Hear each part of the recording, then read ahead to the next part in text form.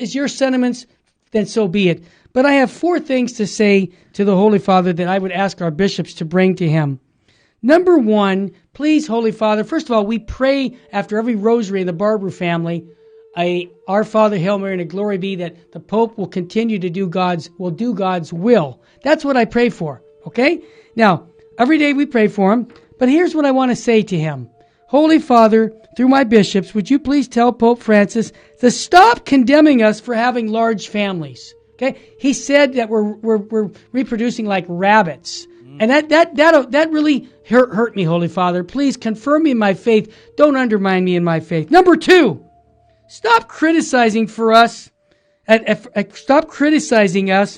for those young men and women who want to go to a traditional Latin Mass or a traditional Mass at all as saying that they're somehow mentally unbalanced. Now, Holy Father, with all due respect, I realize you're from Argentina, Buenos Aires, where they have the largest amount of psychotherapists in the entire world, and I know you spent 3 years under psychotherapy, but not all of us are sick because we want a reverent Mass. So please don't criticize us for that. Number 3, please don't tell us that hell will not exist at the end of time. These are all things you've said. This is undermining evangelization. I've spent 40 years of my life trying to evangelize people, and I talk about the 4 last things, and you're going to undermine me by saying that at the end of time, hell doesn't exist? Please stop it. The last thing, I could go on for 20 more, but one more, please.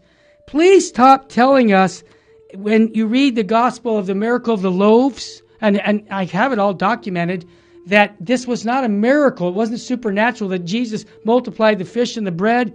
No, this was the generosity of the people there. I've heard that before you were the Pope by modernist Jesuits. I'm sorry to have to say, and others.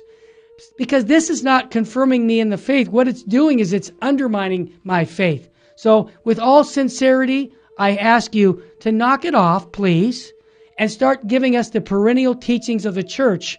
That's all I ask, Jeff. We are due in justice the teachings of the Catholic Church. It. Nothing more, nothing less. Please. That's our canonical please. right. And all you're doing, Terry, is invoking canon law, which every pope has to submit to. Terry, also Cardinal Gerhard Mueller, he said also earlier this week, I want to throw him into the mix. He's already raised his voice of resistance. I mean, after all, he got fired as the prefect for the Congregation for the Doctrine of the Faith. Yeah, for good reason. I mean, a bad reason, because he was too orthodox. Exactly. He raised his voice against the Pachamama statues. He was on with EWTN's journalist Raymond Arroyo, and he said the following, quote, to throw it out can be against human law, but to bring the idols into the church was a grave sin, a crime against the divine law. I mean, this is this basic Baltimore Catechism, First Commandment stuff, and I just can't believe some of the prelates that have PhDs and 2 PhDs, and they're academics.